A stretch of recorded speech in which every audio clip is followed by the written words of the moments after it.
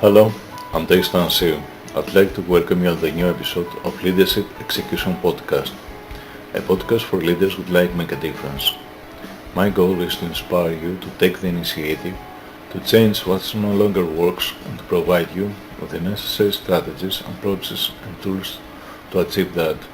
Without delay, let's start with today's topic. Hello everybody, Takis Athanassiou here. Welcome to Leadership Execution Podcast. If this is your first time listening, then I'd like to thank you for being here and I hope to have you on the show again. Now, let's put the show on the road and without delay I'd like to introduce you my guest for today. Today I'd like to introduce to you two young people, Mr. Nick Timms and Mrs. Eduarda Bardavid. Nick and Eduarda are two wonderful young people with great ideas and with more talents. The point is not that young people have ideas, that's a fact. The point is that Nick and Eduarda had an excellent idea and learned how to make it happen. You see, Nick and Eduarda are the founders of Drag. Drag is a Chrome extension that helps you organize your inbox. And it's also a new startup business with more than 22,000 users trusting its products. Isn't that something? Well, without further ado, let's hear what Nick and Eduarda have to say about model business organization Drag. First of all, I'd like to welcome you, Nick and Eduarda, on Leadership Execution Podcast. Hey Takis. Hello. Hello both. Thank you for being here. Let's start our discussion from the only lady in our company today, Eduarda. Hello Eduarda, how are you today? Hi, how are you, Takis? I'm very, very good. Thank you. Hi, guys. Thank you. I'm fine too. You, Nick? Yes, the same actually. Apart from the weather in London, it's not too bad. It's a good day today. Thank you. It's excellent. In Greece we have sunny weather, so it's perfect. You always now. have sunny weather, eh? Yeah. Thank you for being here, Nick and Eduarda. Let me ask you some questions. Let's start from you, Eduarda. Who Eduarda is and how do you start with Drag? If you can tell us something about your background. Yeah, sure. So it's very interesting every time someone asks my background when I said I was a tech founder, because actually there's nothing to do with my background. So I am an engineer, okay, but not computer engineer. So I'm a mechanical engineer. But I worked most of my life with management consulting, mainly focused on energy. So I used to work on something really, really different from Drag. So it was a big leap for me to leave from a job and where you used to work with just the fancy clothes and briefcases in an office to now come to a completely new startup working from coffee shops, and it's such a different environment.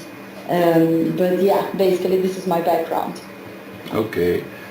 So you're a typically consultant, are you not? Sorry? You're a typical consultant, I guess. Not an IT consultant like myself, but... No, management consultant. So I used to work with the strategy of oil and gas companies. So it's completely strategy and business. It's not related to IT at all. It's completely focused on business. Excellent. Then I imagine that as my age, organization is a must for conducting your business. Yeah, for sure. It was very, very good. Gave me a good view on business, on organizations. Although I used to work majority with oil and gas companies, when you talk about strategy and how to organize people and to organize your competitors and the market that you are dealing with. So all of this is all this learning has been very, very useful to apply in Drag as well. So yeah, there was a lot of things that I'm leveraging from my experience from management consulting. So this experience can help you, I imagine, to discuss with Nick and design something like Drag. Yeah, so it was so this idea was very funny. Like we are big fans of Trello, of Kanban as a whole. So I use Kanban at home, like to organize my tasks. I'm a really big fan. And email is something that hasn't changed much, if you think, since it was created in the 70s. Yes. You have that standard single row with organized by chronologically, organized by dates, and didn't change much. And I always got myself like lost in my emails. I never knew what I needed to reply, or I don't know what are my emails, like important emails syncing on the inbox. So, and merging this with the idea that we like Kanban and inspired by Trail, I thought, hey, why not apply it to inbox? It would be amazing for me at least. And then and then the whole idea came, where we will explain it more in detail. But yeah, and then I took these big leaps. You know what?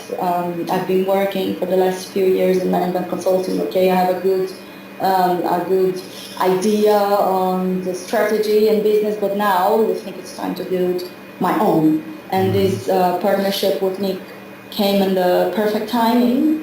And then Drag was born. Excellent. Let me ask Nick, what is his unique perspective, and what kind of background does he have?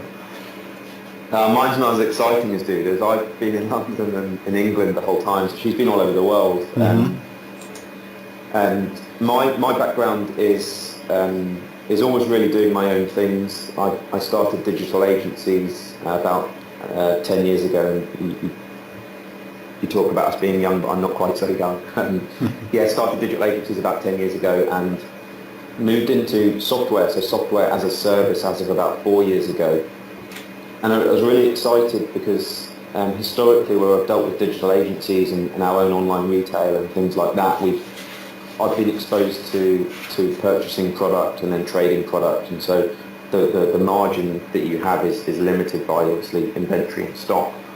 So when I first stumbled across SaaS and realised that you develop a product and you retail it effectively under a subscription service where you don't have that direct attributable cost, it's amazing. So the model of SaaS is amazing, and obviously we see it everywhere now, and it's such an exciting industry to be in. So as of 3 to 4 years ago, I've launched a number of SaaS products. I've launched 3 different ones that are based in different areas of the UK. And they're successful now, they're profitable, and they've got good teams behind them that run those businesses. So as Eduarda was saying, as of I think it was March time, we started to launch the first MVP, so the first minimum viable product on Drag, and we haven't really looked back. It's been really exciting. It's starting to get some traction, it's starting to get some really nice numbers, so it's a good time to be here with us. I see, Nick, that you use a lot of lean methodology approach. I mean that your link defines a certain methodology that probably you follow. Kanban is part of this methodology, I imagine. Exactly that, yeah. Do you know what? And I've done that because, well, we've done that, sorry, I should say, because some of my historical learnings have been through failure. So over-investing in development and assuming certain features and assuming certain products and getting so far down the line on thinking that a product's correct before you launch it to the market, only to then realise that your assumptions are incorrect, and then you have to reverse engineer and pivot and change. So the learnings that Eduarda has and the learnings that I have, and we've put those together, and now we're in a place that the way that we work with our customers and our users is to be agile and is to be very lightweight and is to introduce features based on what our customers are saying and iterate instead of having assumptions and building these big, cumbersome, robust products that aren't necessarily what the user wants. So that's reflected in things such as our public roadmap that we have on our website. At the bottom of the page you can see it, and seeing the engagement with over 1,000 users who are telling us problems, bugs, feature requests, and they're voting on all of these as well. So they're the people who are shaping the product for us, really, not ourselves. So what make the young people like Eduarda and yourself to take the decision to shift from a regular quote-unquote business to a venture, practically? Well, I think it was a very difficult decision because, of course, there are pros and cons. Mm-hmm. But when you think that I used to have my stable and well-paid, glamorous job and consulting, and suddenly I had no salary, no certainties about the future of my company, and you come to uncertain environment. Mm-hmm. It's completely different. It's really tough. I think you need to be prepared. The thing is, you need to calculate your risks. So you need to have a plan. You know that you won't have a salary in the first month at least, and you can't guarantee that your idea will succeed. So you need to have this courage to make this decision. But at the same time, it's been good. It's been amazing because the thing is that when you work in a big company, in a big corporation, and you have dozens of layers of hierarchy above you, so you don't have much authority to do the things that you think are right or the things that you believe in. So when I worked in consulting, I did the things that I was supposed to do based on the projects that the partners used to sell, and my decision making was not so, I didn't have much power for decision making. And now with my own company, I make the decisions basically. So me and Nick together, we have completely the power to do what we believe is the best.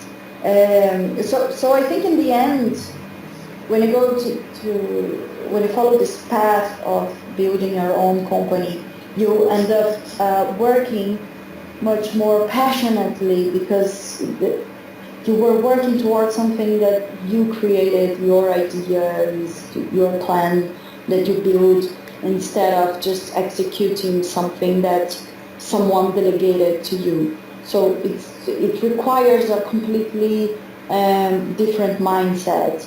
So yeah, as I said in the beginning, it's really tough. You need to balance, you need to have the courage, and you need to calculate your risks that are high.